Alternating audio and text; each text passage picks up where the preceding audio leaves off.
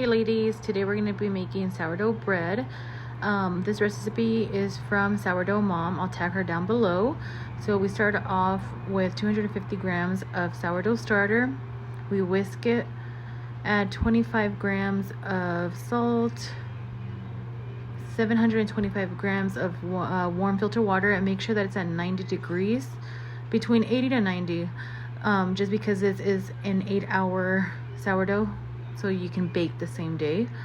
And then I add 1,000 grams of bread flour to the mixture, and I whisk it all together to incorporate all the dough and the water. And then you let it sit for an hour, and you'll start your first and second stretch and fold every 30 minutes.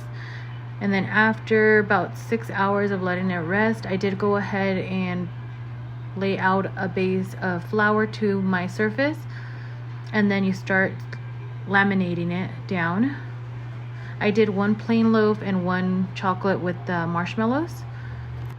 From there, you're gonna go ahead and start shaping it, and you're gonna start making like a rolling form by tucking into your wrist to get that round feeling of it.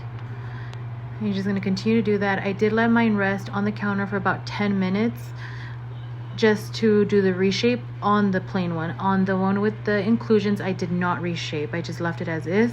And then you're gonna get a banneton basket. I didn't have one at the time, so I went ahead and grabbed a bowl and put flour over one of the towels that I have, just to put it in the fridge for about 2 hours to let it cool for a minute.